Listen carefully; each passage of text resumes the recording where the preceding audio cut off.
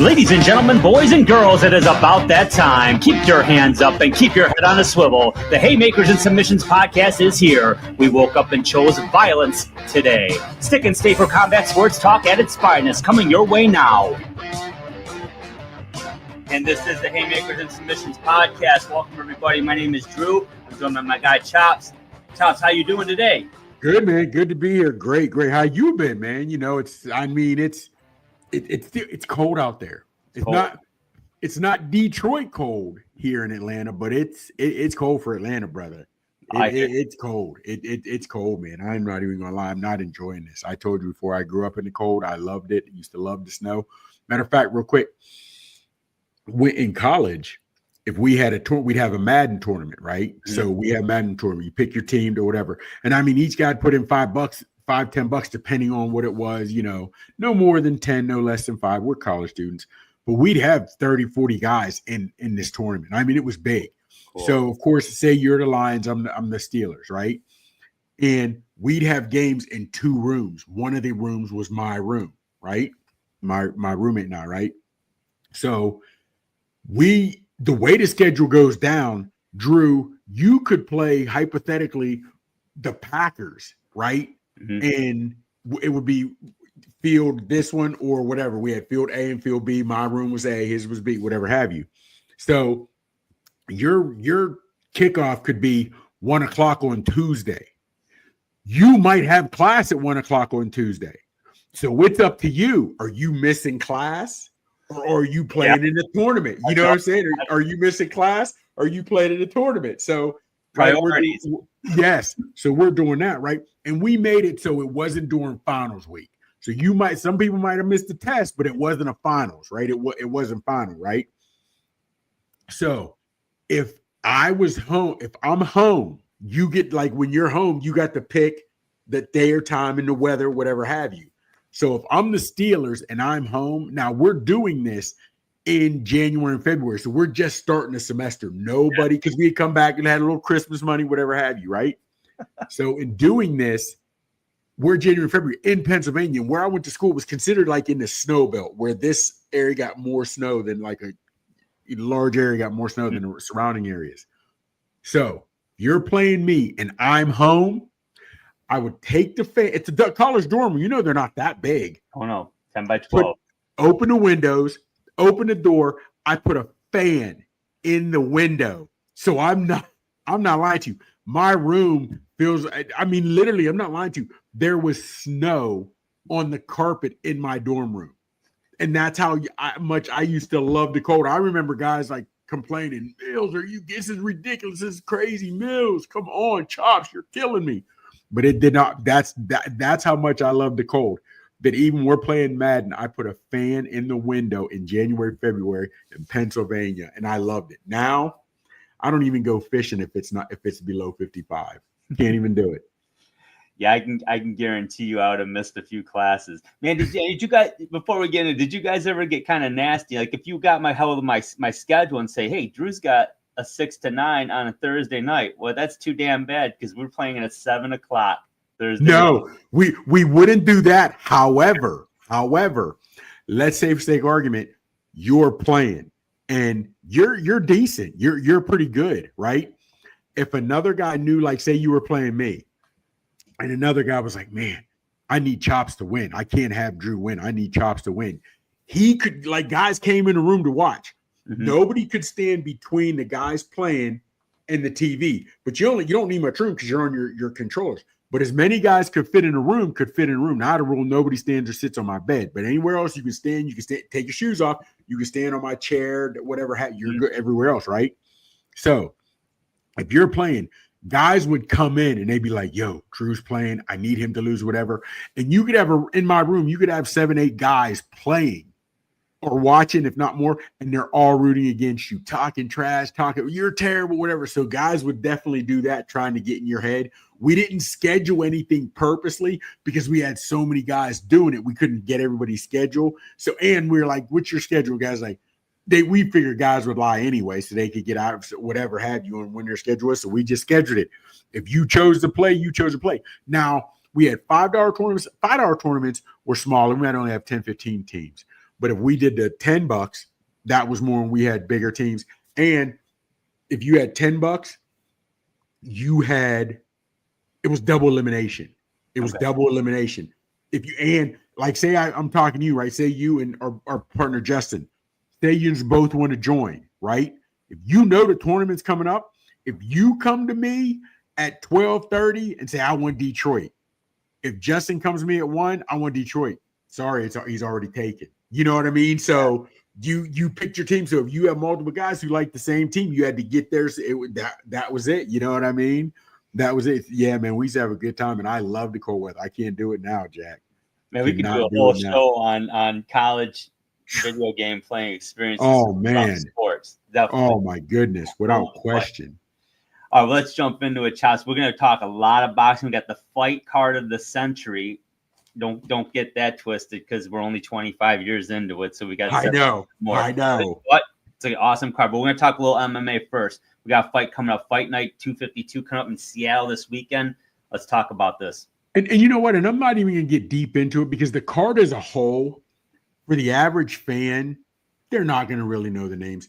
You got Cejudo, who they call him triple champ. He's won belts in 2 different classes, and he was also a Olympic champion, Olympic wrestling champion.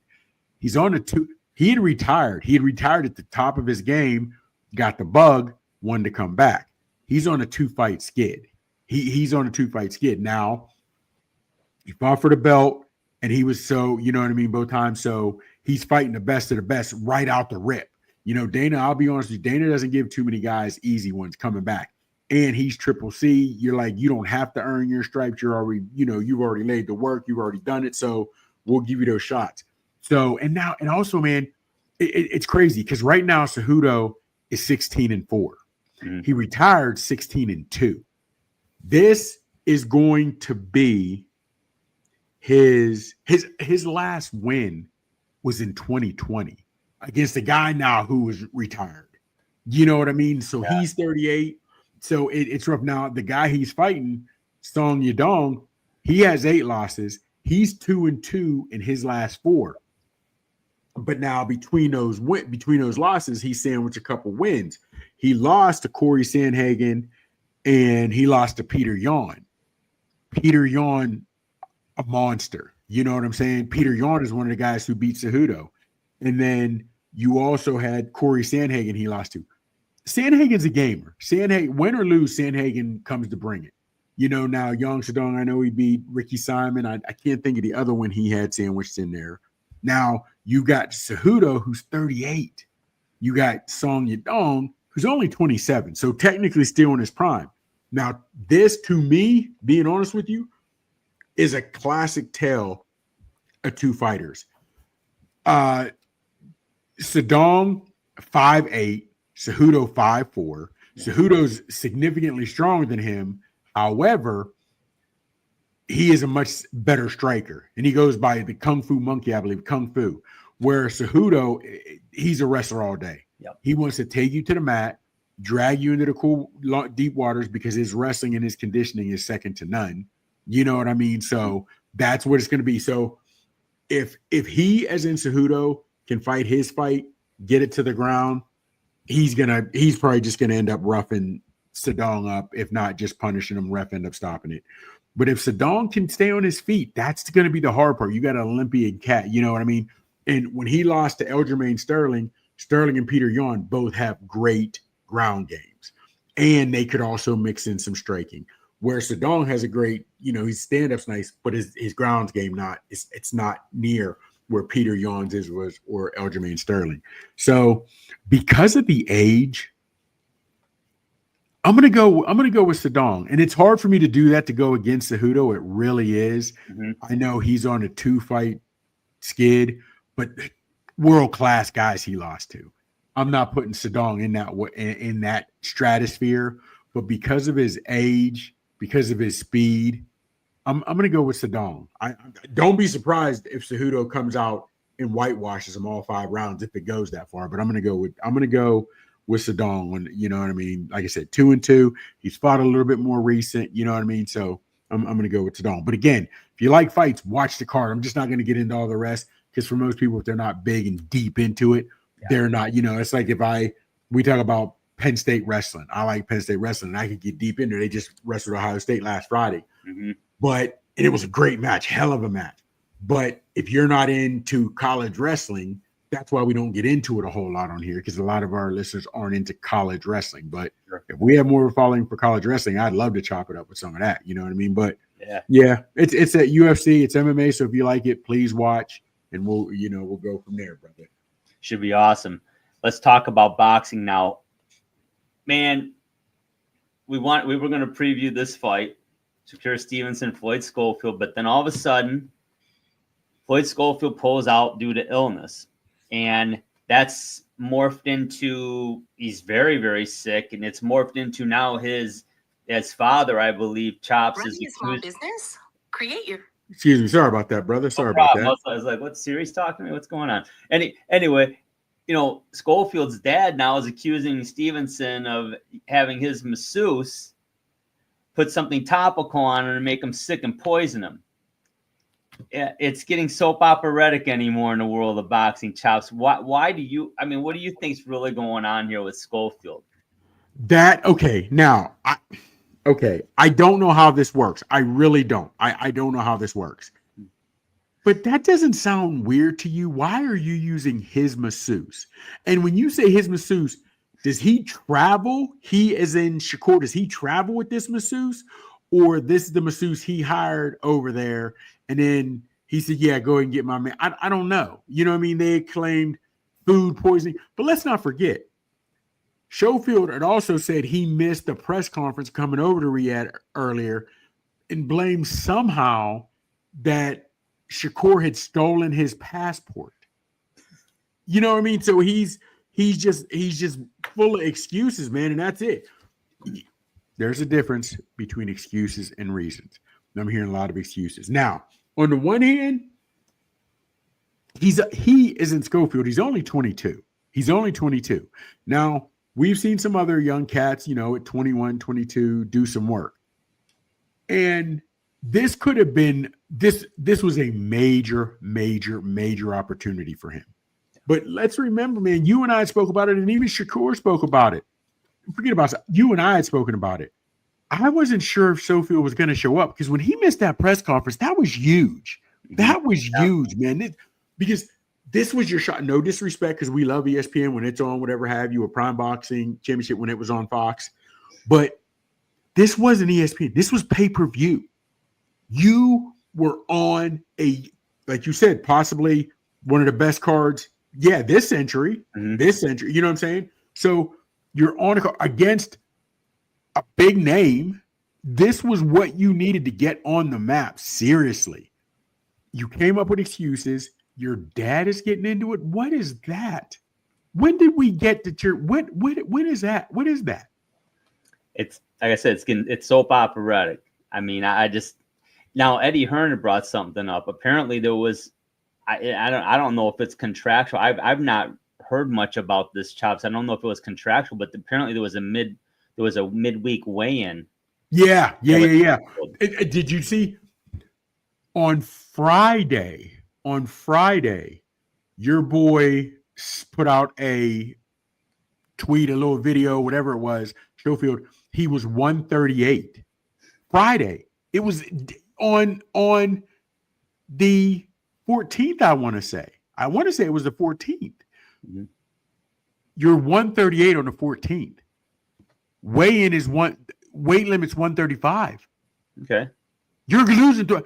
I don't understand why that's an issue. I saw the video. When he pans down to his feet. I'm 138. Drew, you have a whole week to lose, or even if it's midweek, you have midweek to get 3 pounds off. You know what I'm saying? For most guys, that's a good hard sauna session. Yep. I mean, 3 pounds may be a lot, but you know what I'm saying. You had enough time. So I heard that, but I wasn't, and I was putting credence to it and thought there was something to it until I saw the video. He put the video out, and then it was like, well, hold up, man. How was that an issue when you put the video out Friday? You put that video out Friday. February 14th, 138. You know what I'm saying? So, and to be honest with you, that's all I had seen. I had seen the video. Okay, cool. Then Eddie Hearn says that there was a midweek weigh-in and made it sound like he didn't think your boy was going to make weight. Yeah. But then I also heard Eddie Hearn say in an interview that they pulled him because he spent a night in the hospital. And you spend a night in the hospital, no way they're going to let you fight. So it can't be both. You know what I'm saying? Because definitely you spend that night in the hospital, you're now making weight. You know you're going to lose this. You know what I'm saying? Oh, yeah. I just don't. And here's also and I understand I'm a dinosaur, I'm a relic. When I was growing up, when you got into a fight, first question was your father would ask, did you start it? Because if you start a fight, that was a problem. Yeah. None of the dads in my neighborhood went for a bully. Mm-hmm. Number two, if you came home and you lost, a lot of times dads were like, get your ass back out there and fight again. Mm-hmm. Get your ass back out there and fight again. None. I'm telling you flat out right now. I cannot remember not one father in my neighborhood or in my town watching their kid get into a fight or knowing their kid's getting bullied or in a fight and they go out and fight for the kid. Now that parents will do it all the time. Even for junior high kid, the parents are fighting high school kids for their high school student. That never happened. When I was coming up, man, I've seen dads grab their sons by the back of the shirt and throw them out the door. Get your ass back out there and fight again. Yeah. You don't come in here quitting. You don't come in here crying, whatever. But when whether it's Haney's dad, whether it's Schofield's dad, what are you doing? What are you doing? It just, I don't know, man. That's a bad look. That's a bad look. Here's my thing. What does this do for Schofield? And I say, what does it do? It's a huge setback. Yes. And you didn't even, because you weren't really on the map for a lot of big names anyway. So you really could have catapulted this into something huge. Oh, you really could have. Heck yeah. You know what I'm saying? And now how you back out, you know what I'm saying? And now you're blaming other people. You blame them for your passport. Now you're blaming them. First I heard it was food poisoning. Well, that's a lie. First I heard saying he poisoned me. Then he's saying he gave his masseuse something to rub on me topical. So my thing would be this. If you walked into a masseuse and a masseuse is wearing gloves, isn't that a red flag? Typically. Because if it's topical, he or the masseuse can't risk getting it on their hands, so they have to wear gloves. Does that even sound right to you? No. You know what I mean? Not unless it was like a liniment or something, like a Bengay or something like that, where someone, you know what I mean? But you wouldn't be getting a massage with that necessarily. Exactly. So the excuses don't set well. But see, here's the thing. It's the generation we're in. You can make excuses and people forgive it. You really do. They really do. You know what I'm saying? So I don't know, man. But I thought he, as in Schofield, had a chance to make this, put his name out there and make this a good fight. He really did. Oh, yeah. Because your boy, he doesn't come forward a lot. So it could have been a very boring fight because Schofield, to me, is a great counterpuncher. And he'll attack once you get him trapped in a corner, but he'll let you come to him. Yep. This to me was that these two opponents didn't make for great dance partners because one backs up, the other backs up. We're going to have to bribe him to meet in the middle. You know what I mean? However, with his power, I was going to be interested because you're not really worried about Shakur's power. You're really not. Mm-mm. You know what I mean? So I was interested to see how that would work. But we'll see where he goes from here, man. We'll see where he goes from here. So he's got, on short notice, Joshua Padley. He's out of the UK. He's 15-0. He's got 4 knockouts. He's 29 years old. So, I mean, he's not a tomato can, but it's a short notice fight. But any concern? I mean, if I'm Stevenson, I'm maybe a little bit concerned, but they obviously handpicked this fight. But nonetheless, a fighter that's 15-0, and he's only got 4 knockouts, chops. I mean, we're not going to dig too deep into this one because I admittedly don't know much about Padley, but I give him credit for taking the fight. Okay. Well, he got a huge knockout, a huge upset against a fighter last year, Chamberlain. Yeah, Chamberlain. He was underdog, right? Whatever have you. Mm-hmm. I think right now he's a 16 or 17-1 dog right now. That's huge. You're Padley. You're 55th, 57th, 50-something ranked fighter, okay? You've got nothing to lose. You're on the Riyadh card getting Riyadh money, so you would have to assume it's decent. They probably offered you a little more taking on such short notice. You have 4 days to get all your shots, make sure you're good and travel and get there, whatever have you. You know what I mean? So I applaud Padley for taking it because it's a win-win situation. Because here's the thing. You're not really worried about getting knocked out because that's not what Shakur does. Yep. If you can maybe even rock him or look decent, and even if you get whitewashed and lose every round but go the distance and at least combative and a little bit respectable as the way you perform, that can shoot your stock up. You're only 29. That may put you on the map. So for Padley, this is a win-win. Unless you go out and get knocked out within the first 3 rounds because Shakur doesn't knock anybody out. You know what I'm saying? If he can take it 8th or 9th or longer before even the ref stops, it's just you're so lopsided, too many punches. But we don't see Shakur beat people up like that. You know what I mean? So I think, but now to me, you know how now it would be, we've seen Buster Douglas beat Tyson. We've seen some upsets, you know what I mean? Some major upsets. Who was that? Donald Curry. Donald Curry back in the mid to late 80s. I remember being a kid. Got him. Yeah. And I remember my pops being like, he lost. And my dad, my uncle's right. So we've seen upsets. So it's possible. Don't think this will happen, but there's more bad that can go wrong for Shakur because if you don't win and in spectacular fashion, you can't get the big names to fight you now because you're a boring fighter. Let's call it what it is. You're a great tactician, but you're a boring fighter. You know what I'm saying? Yeah. So I don't know, man. What's your take on it? Yeah, Padley's got house money. So, yeah, he's got nothing to lose and everything to gain. And Stevenson, honestly, anything short of an impressive win, it's just gonna cast further doubt on him in terms of being a big money fighter. Yes, he's gonna have to wait longer. Yes. So in a way, I feel for the guy because I really don't. There's no tangible evidence that he did anything, so I don't believe any of that shit. So no. I kind of feel bad for Stevenson. I really do. I think he's a very good fighter. You know, he's kind of a victim of his own style, but at the same time, it's been effective. So I wish someone would just say, okay, I'm gonna roll with you. Yeah, and this is Turk putting this together, correct? Is this Turk? Okay, so think of the ramifications, right? I don't see Turk being a big excuse guy. Hell, you saw what he did when he called Canelo. He's like, dude, don't have your legacy being you're fighting Jake Paul. You're a real fighter. Don't have that be your legacy. You know what I'm saying? So if Schofield would have taken this fight, it could have meant the world to him. Now this is Padley's opportunity because let's be real with you. Unless it was Sheik or Turk, do we see Shakur unless it's Tank?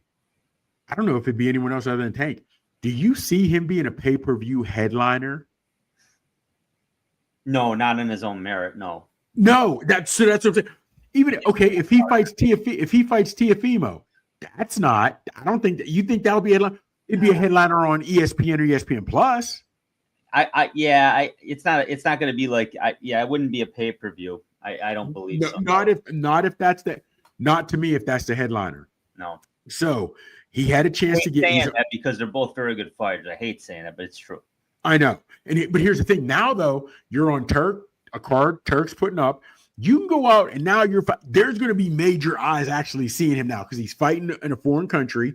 And with Dubois, Beterbiev, Bivol on this card, Zhang, Parker, there's eyes already going to be on this card. So Shakur Stevenson, he can truly gain some fans, some followers, and get bigger fights because Turk will want to see them if he goes out and impresses. You know what I'm saying? Because you've seen it. Turk puts together the fights he wants to see, but you got to make him want to see you. You know what I mean? Yeah, exactly. Well, it's going to be an interesting Saturday, that's for sure. For Stevenson. Yes, sir.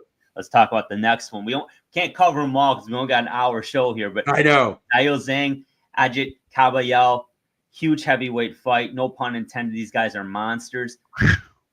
Chops. I mean, it's an important fight for both of these guys because the winner, could be in line for something big, potentially. Especially if it's saying Father Time ain't slowing down. He's 41 years old. Let's talk. I know. However, and see, remember last week we talked about it. If your boy Big Baby had done some work, and he could have put himself right in the mix, because Agit Kabayel, like you said, if he impresses, he could do work. He could really truly launch himself.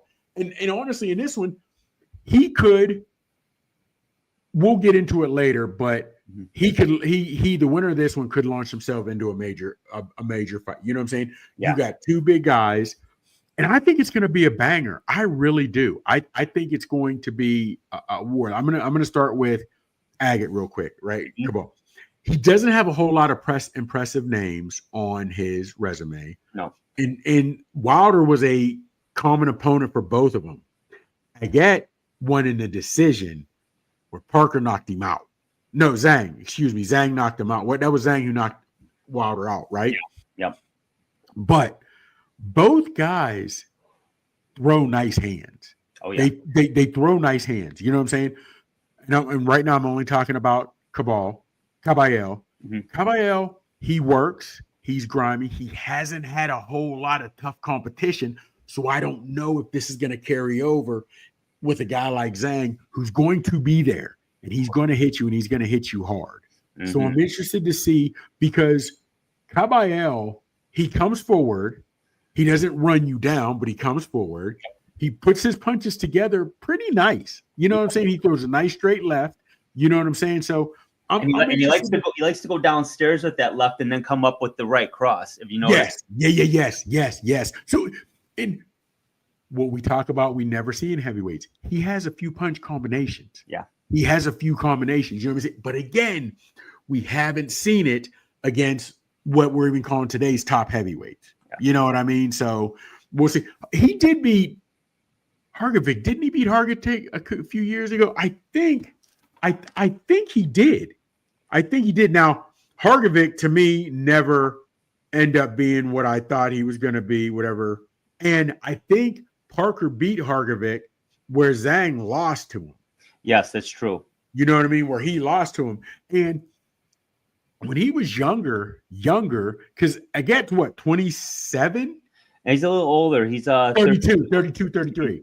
Yep. 32, 33. Zhang's 41, so it's when Kabayel was earlier, he beat a couple undefeated guys, and I thought that was going to take his trajectory up, but it just didn't. It never did. I thought he was going to get in the same breath as Joshua, Anthony, you know what I'm saying, Ruiz. He just never did. I don't know what it was, but he just never did. Well, now a win here could change that. Because Zhang's pretty hot right now. I mean, he beat Parker, he beat Wilder. He's kind of on a streak here. There's a bit, I wouldn't say a contrast in styles, but you got a southpaw in Zhang who's got a 3-inch height advantage over Kabayel, who's an orthodox fighter. Believe it or not, Kabayel has a reach advantage on him. I know. I was like, whoa, okay, that's but if you see how wide he is, how thick he looks, you know what I'm saying? So, and he is the younger, stronger bull. It's just, but it bothers me that two guys, one in Kabayel, whose resume is not impressive, Zhang, who's 41, can win this fight and be propelled in the talks for major bang. You know what I mean? So, but we'll see. What do you like about Kabayel? Well, like we talked about, he's definitely got some combinations that he likes to throw, which is good. And he does change his he changes that vision level. He'll go low, he'll go high. I like that. Zhang he's not moving anywhere, so you can hit him, but you're going to get hit. And he's got basic cinder blocks for hands. So my gut tells me Kabayel can pull this one out. But it's going to be a real close. I don't feel real comfortable with that. But I'm going to go with Kabayel in a close fight in a decision. How are you seeing it? Here, okay.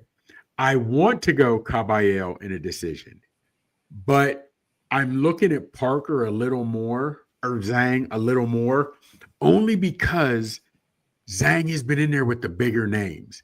Zhang has been hit. Zhang's went the distance.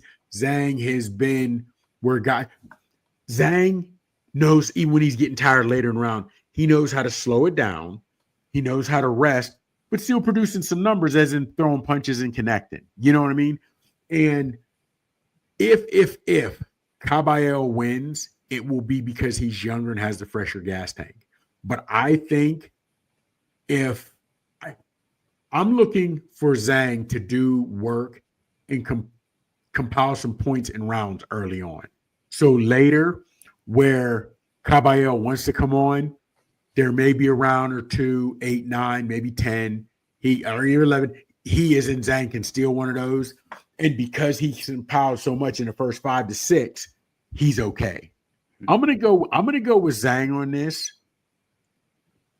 And I'm going to go a late stoppage by Zhang. I'm going to go Zhang 10 or 11. And I say that because he knows how to conserve, you think he may be tired, but he still has power in those hands. Yeah. He still has power. So that's what I'm going with. I could easily see that happening. I mean, like I said, I don't feel terribly confident, but I think Kabayel will pull out. But it's going to be a fun fight to watch. Anytime you got a fight like that where it's so close, it's worth watching. And it will be a good fight. And I'm glad that's like the second or third time you said that. And I'm glad you're saying that and the people are listening, because it really is. Even if you're not familiar with these guys, they're going to be in front of each other and they're going to swing. You will see sweat fly off each other's heads when they're getting smacked. You will see that. It's just going to be who can both chins last that long, because there's going to be some punishment taken. Yeah. There's going to be some punishment taken. It's going to be a good one. I'm excited for this one. Definitely. I really am. We got 2 heavyweight fights, and this is for the IBF Heavyweight Championship. The champion, Daniel Dubois, taking on the aforementioned Joseph Parker. It's a big fight, Chops, and the winner, obviously, IBF champion, and likely in line, at least you would think, to take on Usyk to unify the heavyweight championship again. How are you seeing this one shaking out? Let's talk about it. Man, okay. Dubois is hot. I mean, he's hot as a pistol right now. You know what I'm saying? And even though he did get rocked by Joshua, because remember when he ended up knocking Joshua out, Joshua had rocked him and he was coming in for the kill, and then, you know what I'm saying, got hot. However, he is in Dubois. He's hot right now. And I'll be honest with you. If he were fighting Usyk Saturday, even rather than Parker, this is a different Dubois than we've seen. It is definitely a different Dubois. He's putting punches together. He's more aggressive. Now, here's the thing. Parker is who he is. And Parker's hot right now, too. Parker's on, 4 or 5 fight win streak, right? Yeah. And let me see. With those wins, he's had majority decisions, unanimous decision, and he's had a couple KOs. Now, admittedly, it's 25. He hasn't had a KO since October in 23. And his last fight, he took unanimous decision, but he didn't even knock out Wilder. You know what I mean? Mm-hmm. And Zhang, he majority decision, but it went the distance. So that is a little scary for me, because we know Dubois has the reach like Zhang, the power like Zhang. Yeah. You know what I mean? But his skills are a little sharper. He's going to pop that jab, and he's hot now, man. He's really feeling himself. So this is going to be a good one, but Parker does have some heavy hands. I'm not saying your boy Dubois can't take a shot, but I don't consider Anthony Joshua a knockout guy, a knockout artist. He's got knockouts, but I don't consider him a knockout artist. Mm-hmm. And Joshua stung him. And again, if Joshua would have been in his right mind, how would that fight have went? Because we know Dubois came out hot. He came out man on a mission. Going forward, there was not much backing up until he got rocked. You know what I'm saying? So, but Parker, what is Parker? What's Parker's age? Parker is 30. He's 33. He's 33. and young 33, just turned 33. Okay. Dubois 27. Correct. 27. So Dubois is just, to me, starting his prime or early middle of prime. Yeah. Where Parker is, he's I'm going to say he's getting up there, but it's later in his prime. He might have 2 real good years, Jimmy, because you know me, I say normally about 35. Mm-hmm. Now, having said that, he has 35 wins, 23 knockouts. Not against the level of competition as a Dubois, but he does have power. You know what I mean? And here's the thing. To me, Dubois is hot now, and he was even looking good against Usyk to me till he just fell apart and fell off the rails. What we saw against Joshua was surprising to me because that's not the Dubois we normally see. But that's the last we have to go on. We don't get a chance to talk about heavyweights' tool bags and their toolboxes because they don't normally show them. And because of that, right now, I'd love to say I'm going with Dubois to keep rolling, establishing that jab, doing this, doing that.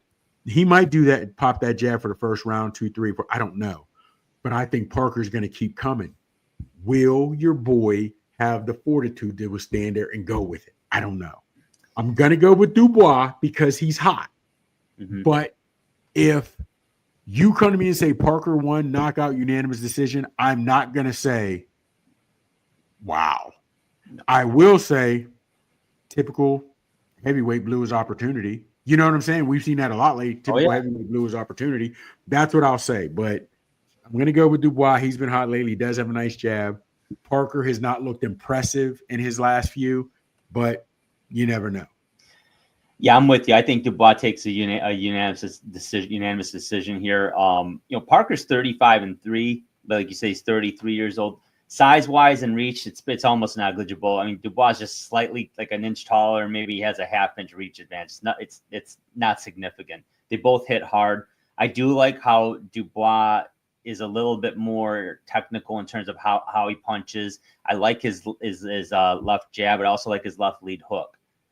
That's a nice hook. And they both got tremendous crosses. I mean, you get caught with that at the wrong time, and you're both going down. It doesn't matter. But I kind of like what Dubois is doing. I think he's taken advantage of a situation where, let's face it, I mean, by rights, Usyk should be the IBF champion. I mean, yes. Why they stripped him is beyond me. I know you hate the IBF. I know you do. I don't like it.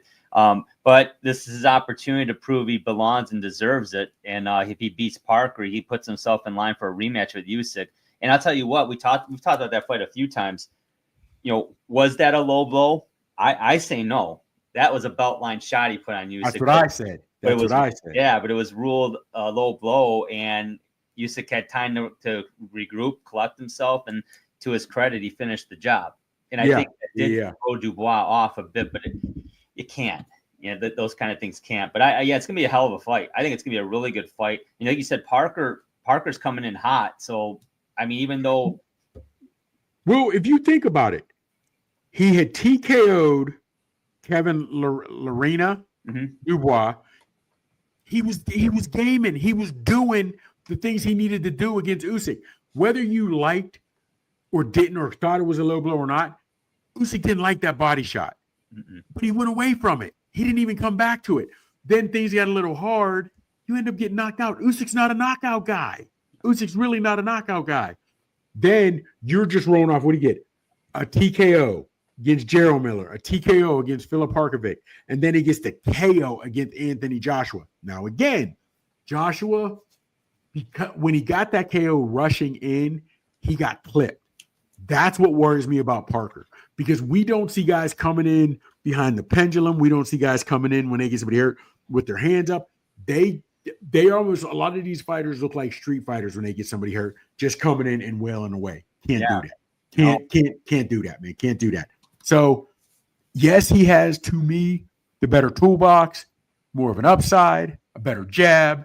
He has power, but it's at times, and I hate to say this because he hasn't in a while. He hasn't done it since your boy Usyk. He did it, just mentally checked out. No, I'm not even saying mentally he checked out against Joshua because he was going in for the kill, just got clipped. Yeah. But when you're with a more powerful puncher. And I think Parker's a more powerful puncher than than Joshua. Not saying he's a better fighter than Joshua, but he does have power. Yeah, I think if he takes that same shot against Parker, that might be ball game. You know what I'm saying? So, but again, as we talk about this being one of the best cards in the last this century, 25 years in, I'm with you, and I'm going to be watching this one as well. Well, we know we're going to be tuning in for this one because this is the reason we're gathering. Beterbiev Bivol 2, the rematch for the undisputed light heavyweight championship. Before we get into this, let's just kind of recap. How did you see the first fight going down? Because it was a very close fight, and a lot of people didn't agree with the decision that Beterbiev won the fight. How did you have it? I had Beterbiev winning, and I think I had it 116-114. I don't have I think I had him winning by like 2 points. Also, 113.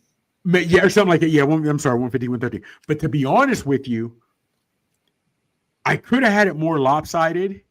Because to me, I'm not saying running, but just the way Bivol threw his punches, because he threw more. He threw more than Beterbiev. Beterbiev threw more than Bivol. They landed the same amount, though. Yes. Much. But Bivol was backtracking to me a lot. I'm not going to say running, but he was damn sure using real estate. Yeah. And I'm one of those guys who has ring control. You don't have to punish a guy to have ring control. You can cut off when he moves here. You can make sure you're standing in front of him, or you can make him chase you when you're sticking, because what he's getting off, he can't get off what he wants to get off. That's not what I saw in this first one. That's not what I saw. Yeah. So I wasn't mad. I had Beterbiev one. I was mad that there wasn't more blood. I'm mad that there wasn't a lot more fighting in a phone booth. I thought there was really going to be able to fight this in a phone booth, just being honest with you. Yeah. So I had Beterbiev winning, so I wasn't mad with that. And I was just disappointed how it fell out. I know you were not as disappointed with me in this fight, in the first one. No, I had the same scorecard, but I actually picked Bivol to win the fight. So I picked him to win it, but when I scored it, I'm like, nah, not quite. And here's the reason why. Yeah, they both landed a couple hundred shots in total, I believe. And Bivol was the more efficient fighter, but Beterbiev was busier. He threw more. And his landing percentage wasn't as good as Bivol. And Bivol was almost 50%, where Beterbiev was like 33%. But I like that Beterbiev was constantly pressing, like you said. He was busier. They both landed shots. I mean, it's not like Bivol landed more. He did not. And was he more efficient? Yeah, absolutely. I'll give him full marks for that. A lot of those rounds were very close, but again, like you said, he wasn't dictating the pace. He was not running, but he wasn't as offensive. It was like one step forward, 2 steps back. One step forward, couple punches, or 4-punch combination, and I'm a step back. It's a smart fight, but he wasn't hurting Beterbiev, and he wasn't stopping Beterbiev from coming forward, which is why the strategy ultimately failed. And we've seen fighters where we say he's got to get on his bike. He's got to get on his bike. Yeah. Bivol was never that type of dude to me. Mm-hmm. He was never that type of dude. Beterbiev was coming in and he was just engulfing guys. There was no way you were just going to engulf Bivol. There was no way you were just going to make him wilt. But he made him get on his bike. That to me, and when you're on your bike constantly, even when you're landing, they don't look as solid because you're backing up. You're not. To me, that's what it was. It was the look of it. You're backing up. I'll be honest with you. I don't even remember the numbers, but I just had Beterbiev landing more power shots. And even if he didn't by CompuStat numbers, he just looked like he wanted it more. That's it, brother. That is it. The eye test. That's it. So I guess the question now is, let's talk about Beterbiev. What does he have to do to basically win again in probably similar fashion? But does he have to do anything different? If I'm Beterbiev, I wouldn't do anything different because that's my style and it won the first time. Now, the thing is, that's not really Bivol's style. Bivol moves and he always uses the ring, but not the way he did against Beterbiev. Bivol is normally there to be found. He wasn't against Beterbiev. So if I'm Beterbiev, I'm not doing much different. If anything, I expect Bivol to want to fight more. I expect Bivol now to get the fight. What was this? 5-6 months ago they fought? 6 months, whatever. So if I'm Beterbiev, I'm expecting this time round, I'm going to get the fight. I'm going to get the Bivol I expected months ago. I'm going to get the guy. He's still not going to stand in front of me the whole time. I'm big, I'm strong. I don't know if he's ready for that. So I don't know if he's going to stand in front of me the whole time, but I don't think he'll be on his bike as much as the first time either. You know what I mean? So I expect to see this fought in more close quarters. Yeah, and I think that leads right into my next comment I was going to make about Bivol. Bivol needs to be more assertive. He needs to press Beterbiev more, which, it kind of he ends up going in the lion's den, so to speak, because that's where Beterbiev wants him. But the only way he's going to overcome basically with the judges' perception and a lot of fans' perception is he's going to have to do more damage. You can land the same amount of punches, but honestly, I mean, nobody was cut up or anything, but Bivol definitely was more marked up than Beterbiev was after that fight, in spite of everything. Yeah. Now you'll be able to make that happen.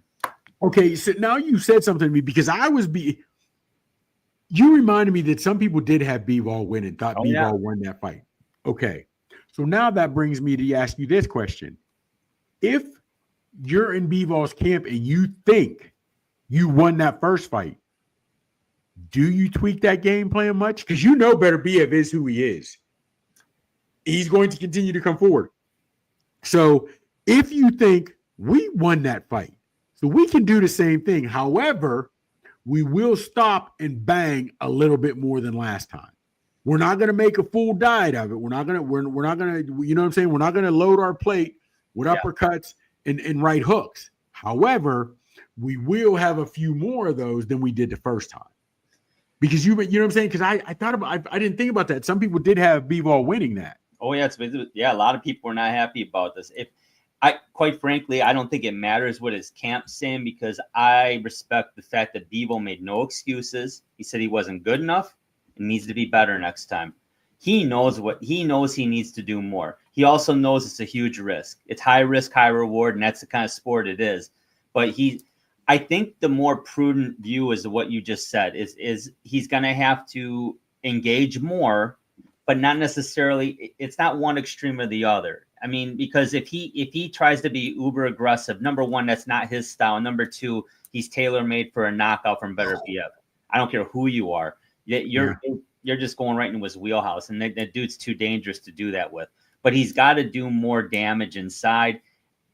I get, you don't want to stand there and take counters necessarily, but at the same time, you're going to have to give in essence. So yeah. Okay, so let me ask you this real quick. Faster hands, Beterbiev or Bivol? I'm going to give a slight edge to Bivol. Okay. Better feet, in and out, side to side boxing, Beterbiev or Bivol? I think speed-wise, they're pretty equal, but I think Bivol's just a tremendously polished fighter. Exactly. Okay. Deeper toolbox, who could, you know what I'm saying? And I'll take, go ahead. Who do you think has a deeper toolbox, more ways that can hurt, not even so hurt you, but fight? Who do you got deeper, better toolbox? That's where I like Beterbiev a little more because he's more unorthodox. Some of those punches are going to come from angles you don't necessarily expect. True. He's technical. True. Now, this is the only where we disagree, and it's hard for me to disagree only because Beterbiev is still coming forward. Yep. You may not see it, but he's going to be in front of you. Yep. Now, Bivol can move side to side, this thing, get out. Now, if I'm Beterbiev, you're right. Or excuse me, if I'm Bivol, you're right. It's got to be a little bit of both. You know what I'm saying? It's got to be a little rain and sunshine. You got to, you know what I'm saying? The rain is going to be when you're inside that pocket.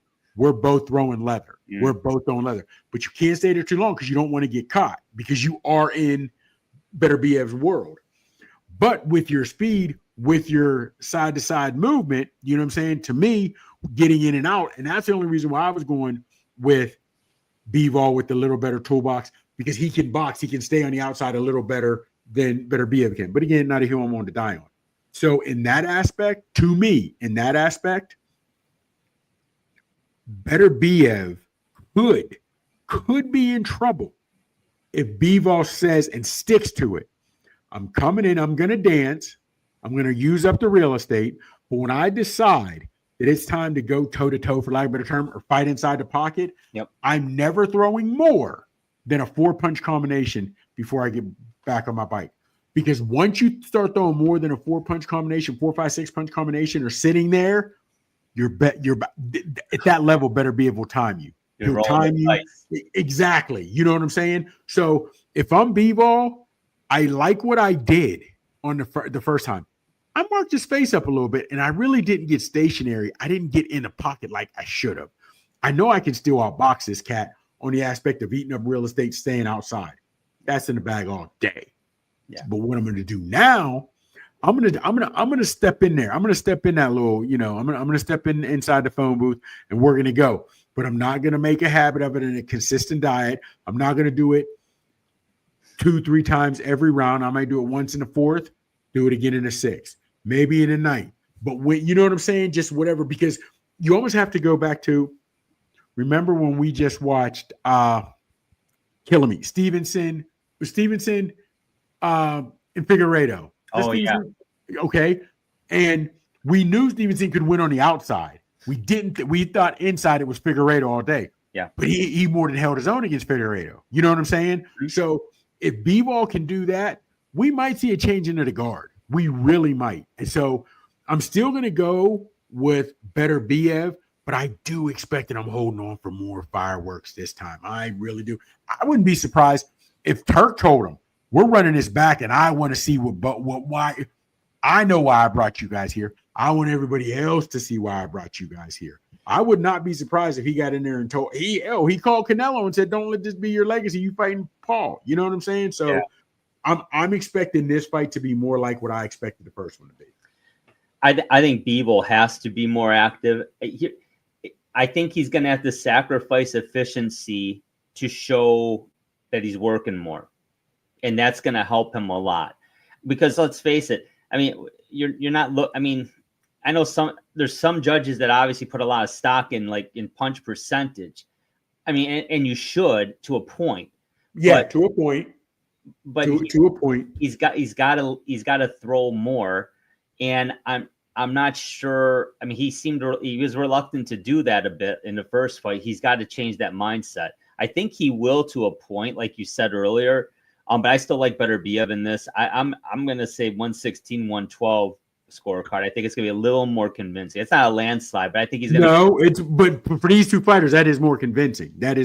Well, and so, I think that's going to be the possible drawback. He's going to have to take that risk, Bivol, that is, and it's going to cost him. But he's going to go out on his shield, like you said. He's got to fighters do that, and that's what he's got to do. And if he does that, though, I think that's his best chance of winning, because it's the only way he could possibly hurt Beterbiev. And if he does, and it's a big if, but if he can do it, that changes everything. But if he fights him like he did the last fight, he's not going to be able to do that. Yeah, and now you're the challenger. You don't even have a strap now, so you can't say, well, champion prerogative. Well, now Beterbiev's got that. He's going to have that advantage. Yeah. So, but it's going to be I hate saying this because I thought it was a great fight and they're great fighters, but the first fight wasn't. It was a very good fight, but it wasn't like fight of the year. It was good to you. To me, it was lackluster because I was expecting him to bang. Mm-hmm. Now, because of what the implications could be, I'd love to see Bivol win this and then run it back. I'd love to see. You know what? I don't even care who wins. I just want to see the leather thrown that I expected to see thrown, because they still, whether it's Benavidez moving up, some of them, or a round robin, what happened, you know what I'm saying? So we'll see what happens, but I'm gonna go with Beterbiev. This is what he does. He doesn't have to change much. I'm gonna go Beterbiev on this one again. And that'll be an interesting conversation to see after this fight. If Beterbiev wins, what direction does that take him? And if Bivol wins, a trilogy makes tremendous sense. And big money. And Turk will be wanting to dish that money out to see it. Oh, yeah. Hey, let's talk. We got about 5 minutes left in this one, Chops. Let's talk about 2 fights we saw last week.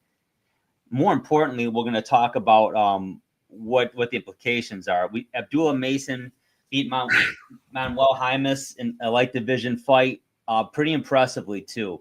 And we're high on Mason. I think the rest of the boxing world is starting to really take notice of Abdullah Mason. What's next for him? Honestly, big dog, he's still fighting ESPN, hasn't had any big names on his resume, but what he's done and how he's done it. Last fight against Vasquez, got knocked down twice, comes up and still gets to finish. Took Jaime, what did he knock Jaimes down? What, 4 times before he took him out in the 4th? Yeah. Mm-hmm. And looked sharp, looked crisp. He did. He has said in interviews, whether it's Tank, whether it's Keyshawn, he's ready to fight whoever you put in front of him. Big dog, I told you episodes ago, he is my number 1 up-and-coming prospect. He's no longer a prospect. He's here. He's here. He's here. You know what I mean? But he looked good with what he's done, and he's impressive. And honestly, I think he's ready to call out a name, a decent name. I really do. I really do. Maybe because he's only 20, you'd like to see him get another fight, maybe against a top 15 opponent. Now, maybe not a top 10 yet, but give him a top 15 to see where he is and then go from there. But if he gets another fight in victory in spectacular fashion, Shakur, Haney, Tank, he's calling somebody out. He's calling somebody out. I'd like to see Shakur and him go. I really would. I think that'd be a really nice fight. And yeah, I'm a huge Mason fan. I really like him a lot. Great, really strong. One last fight here. We saw Keyshawn Davis and Dennis Berinchyk, another lightweight fight. Keyshawn looked good, but Berinchyk, we were texting back and forth during this one. And this is the great part about it, because we saw totally different things. Mm-hmm. Big dog. I was looking, and I rewatched it 2 or 3 times since first couple rounds. I'm watching Berinchyk throw punches where he was hitting with this part of his glove. He was throwing punches that weren't even. I'm like, what are you doing? Then I went back and watched Navarrete. You at least were closing. You were closing the distance. I understand Keyshawn is a different fighter. Fire styles make matches. I get that. You're not throwing punches regularly. You're turning right, left, southpaw to traditional, southpaw to traditional. What are you doing? Pick a style and go with it. You know what I mean? It just, to me, and I know, again, you don't know what he felt, but to me, those body shots didn't look vicious. They didn't look vicious. We've seen some body shots, you know what I mean? We've seen some cats get hit with body shots that shut everything down. You know what I mean? I still think of that liver shot that De La Hoya took. From B-Hop. Woo! You could see the pain in De La Hoya's face. He could not get up. His body shut down. It would not let him. Berinchyk was just killed over, and they say 10, and he's like pretty much up. We saw Garcia take a body shot from Tank. As soon as they counted 10, he just stood up. That's quitting to me. That's discomfort. That ain't being hurt. De La Hoya was hurt. Oh yeah, he was hurt bad. I was not impressed with Berinchyk at all, and I thought but you got to give Keyshawn credit. They put that man in front of him, and he took him out. And it was never in question. It was never even close. Never even close. I think it was a strong performance by Davis. I mean, I don't ever think of him as really having true. I mean, he can knock people out, obviously, but he doesn't have that. He's not going to put the lights out necessarily. But I like the fact that he was able to chop a guy down. I like the fact that he went downstairs on Berinchyk. I thought it was a very surgical type fight. Oh, it was a master class by him. By Keyshawn, he did whatever he did everything he was supposed to do. And you gotta think. Now, Keyshawn and Davis have fought at least on 2 or 3 cards together. So I know they know each other regardless. They have to. Young guys, both coming up, weight classes, whatever. Would you like to see that one, or would you rather see Keyshawn, now that he has a belt, go for a bigger fish? Do you want to see him call out Teofimo?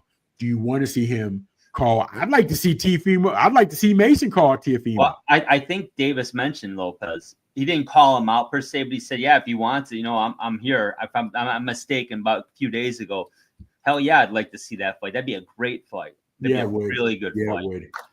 I'd love to talk more boxing, but we're about 8 seconds to shut it down. Out of time. Excited to talk about these fights next week.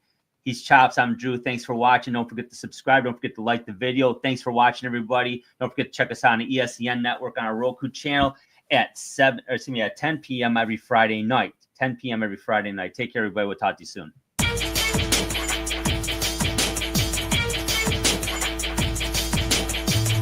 Thank you for watching the Haymakers and Submissions podcast. You can find us on the ESEN network on the Roku app every Friday night at 10 p.m. Eastern Standard Time beginning on October 4th, 2024.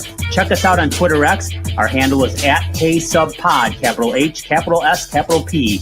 You can also subscribe to our YouTube channel so you don't miss a single episode. Just go to your web browser and type in www.youtube.com/@Haymakers and Submissions podcast, as we will drop content weekly. Whether it's boxing, MMA, or wrestling that gets you fired up, you'll get all you need right here at the Haymakers and Submissions podcast.